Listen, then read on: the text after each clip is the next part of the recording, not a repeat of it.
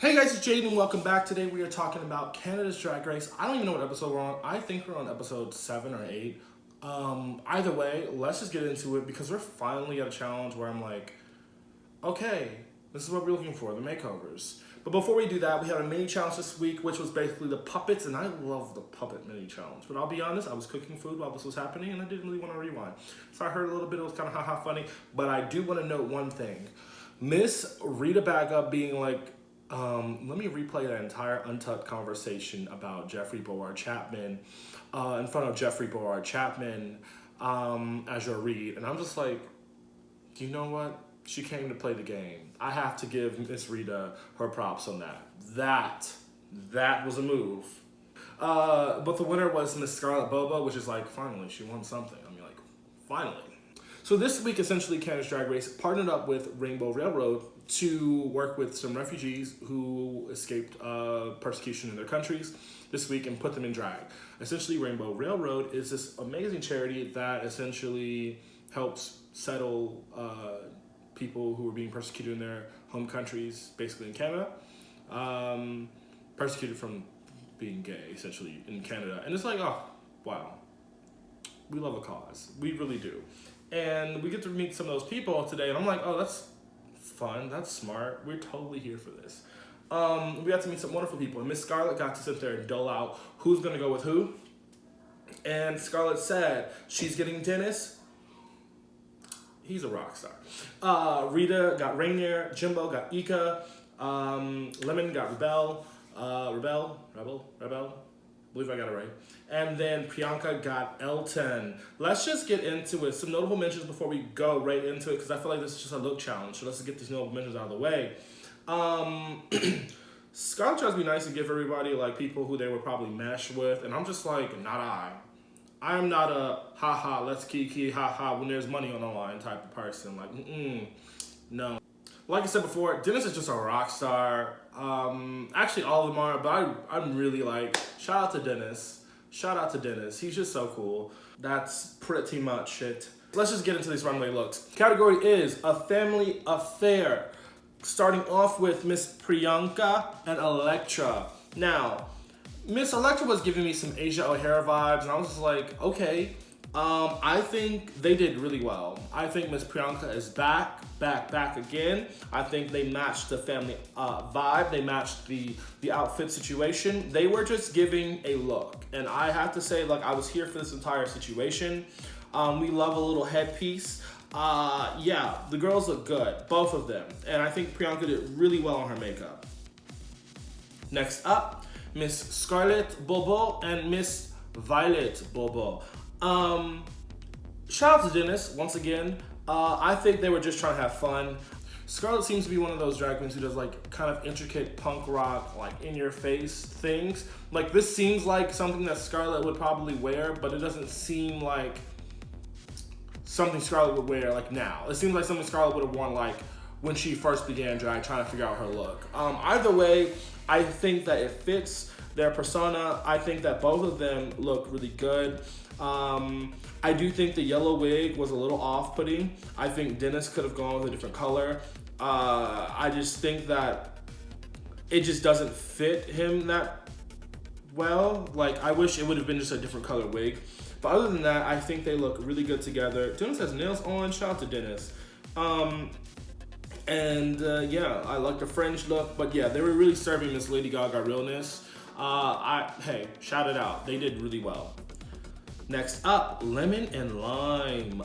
Lemon looked good. Lime, here's the thing. Lime doesn't look bad in terms of look situation, but that makeup is atrocious. And Lemon trying to blame it on the fact that, oh, well, he had a beard before is not an excuse in this point. Like, I think it's one of those things of like, you can't really always apply like your makeup skills from your face to someone else's. And she said that she partnered up and she started learning how to put other people in makeup before, and I really think that was a lie, because I think if you did that, you would have known that you needed to adjust for a couple of things. Like skin tone, you had a skin tone match, which was right, but like there are things you could have done to elevate. And maybe it's also the fact that like Lemon's makeup is kind of like, Lemon doesn't do as much work as some of the other girls. If I just be honest, she doesn't really have to do that much work. But she needed to do more work on Lime's face. Other than that, I think the idea was there. Yeah, it was there was a family resemblance, but like the judges said, it just reminded me of like, wow, this is Lemon's grandmother, who came out of retirement for her. Yeah. Rita Braga and Terry Braga. I think Terry Braga looks good on her own. I think Rita Braga looks good on her own. Together, I thought this look was good. I'm just gonna be honest. I thought this look was good, but I was like, also one of those people who like is kind of. I didn't really have an issue with anything that was happening with it. I do understand the judge's situation of saying like, oh, I thought when you were gonna reveal it's gonna turn to something else. I'll be honest, I was half watching at this point of like what Rita was really bringing to the table, and to me, I was like, she made a little mini her. They look the same. It looks very like that's it. But I do think the fact that they just chose to use like capes or whatever like that just seemed like a cheap thrill situation. They looked good. Like Miss Terry Braga looked great. Miss Rita looked great. It just doesn't seem like for this makeover challenge that they were the best, right?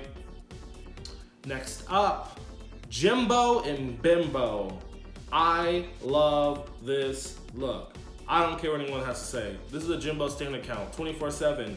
I love this entire look. I think they look like sisters. Yes, they're giving me very Boulay Brothers vibes with their outfits. I wouldn't go with the whole like, oh my god, you're trying to sleep with your sister. But I would go with the vibe of they just look very Boulay Brothers, and that's just what it is. Like, I feel like when you look at Boulay Brothers, you're like, oh my god, the family resemblance is there. But granted, they always look like twins, but they're in a relationship together. It's just weird. But then you look at like Jimbo Bimbo, I think that this was serving the same exact type of vibe to me. I liked exactly what was happening here. Brooklyn using the epic words of destroy us. I love to see it. That's exactly the vibe I was getting from it, and that's what I wanted to see. And yeah, I just want to say like I appreciate the fact that like Jimbo went out of her way to sit there and be like, hey, who do you feel like? What are we gonna be doing? And felt the same way, and they were bringing out the same situation when it came to being on the runway. And I do have to say this, Miss Jimbo is shady, like just so shady, and I'm not mad at it. Like, go for it, right? Yeah, that was just go for it. And also one other thing. Let me make this comment about Scarlett, basically saying like, if she would have worn a bodysuit, that she would have been like red on the runway. And here's the thing, the difference between, like, yes, there are hierarchies. The difference between Lemon wearing a bodysuit and Scarlett wearing a bodysuit is a thing called body, right? Also, Lemon has a very particular style of drag that she really doesn't like zoom in and out of. I'm not trying to say that she doesn't have a wide berth of drag, but I just want to be like honest that Scarlett seems to have multiple different lanes covered in that department. So when she's wearing a bodysuit, it's not just gonna be like a bodysuit. It'll be something else with something else or something else.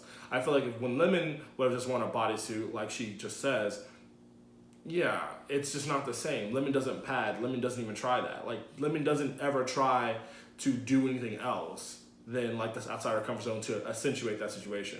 Like the queens who like sometimes wear a chest plate versus the queens who like sometimes don't. Like, they're like having that mixture, having that choice, the situation, like switch exactly what's happening and like switch out your proportions. That is something that they're doing. Lemon doesn't do that. Lemon looks like, well, Lemon, like the entire time. That's no shade towards Lemon. It's just that saying that like Lemon doesn't serve body. Lemon's more of a face person and maybe an outfit. Just gonna say that. Also, and Miss Scarlett Bobo is the Brooklyn Heights of this competition because Scarlett Bobo has been consistently high, consistently top, and it has been like one little thing, except she hasn't won yet. One little thing has like, there's always been like one person in one particular category. Like Scarlett has been consistently good in almost every sense of the competition, but there's always like one person in one particular category that just exceeds her. Like Scarlett is like a master of like trades, but master of trades. Jack of all trades, master of none, essentially. She could not master any of the challenges enough to get that win. And that sucks for her, truly, honestly. But let's just get into the winner. We have to shout out to Miss Priyanka because shout it out to Miss Priyanka. Thank you for getting back into the game. The bottoms are Lemon and Rita Braga. This lip sync was actually fun. I will say, I tend to believe that emotion will always beat out stunts. I feel like strong emotion always beats out stunts. I will say though, halfway through this lip sync, Lemon said, I'm gonna also give you some more emotion. And it was to the song of Alanis Morissette, You Ought to Know. Yeah, this is actually a really good lip sync. I think there was just a whole thing in the room. They were like, there are no double stays on this season of Drag Race whatsoever. Because again, another performance, I'm like, okay, I could totally see a double stay out of here. But I have to respect it. You know, you have to respect it. You have to respect that someone was actually better than the other person, and that's just the case here. I'm pretty sure when they pass those notes, it's literally like a 2-on-3 situation versus it being just Rue and probably a producer making that decision of who gets to stay. So just gotta say, you know, shout out, goodbye, sashay away to Miss Lemon. Go on, Miss Rita Braga. I didn't know you had it in you. I was really surprised that you had so much energy, so much emotion. I don't know what's going on with my voice right now. I'm just gonna let it go. Sorry, my bad. But yeah, at this point, we're left with our top 4, and next week Michelle Visage is going to be on there, and we have to say Stan. For a ball, like Stan, right? Miss Chi, Miss Rita Braga, Miss Priyanka, Miss Scarlett, Bobo, and Miss Jimbo are all top 4. I don't think Scarlett Bobo's going to make this top 3. I think it's going to be Priyanka, Jimbo, and Rita Braga, and I think that Miss Rita Braga is most likely going to win this competition. I think if Jimbo can pull out one of her epic like proportions, like all her looks out that bag of tricks, I think that Jimbo has an opportunity to really win this competition, as I think she should. I really just don't want Rita to win. She's grown on me, but I just don't want her to win. I want Priyanka or Jimbo to win because I feel like Jimbo got slept on this entire competition. And Priyanka, like, what's her name? I have to shout out to Priyanka. Like, I just really like Priyanka a lot. One little thing that I didn't mention throughout this episode, which should start at the front, was like, so Chi DeVayne passed away today, and I've really felt some type of way about it all day. Like, it's sad. Like, Chi was just in the hospital like a month ago, and then she went back in last week, and then we're like, oh my God. Like, and the fact that, I don't know, there's just so many things about it where I'm just like really sad, but it's just like really shocking.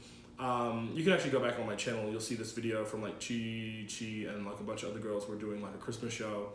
And when I tell you, like, she was my favorite person on that stage, and I don't know, it's just, she's always been like someone that I really always wanted to meet, and I never got that opportunity because I couldn't figure out how meet and greets work. But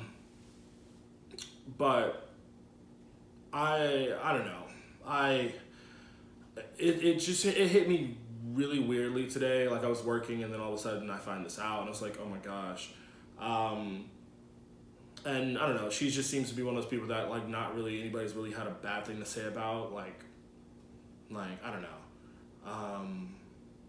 Yeah, that's kind of all I have to say. It's like, so, you know, rest in power to Miss Chi DeVayne, because like it's just also weird because like Lady Red died a couple of weeks ago also.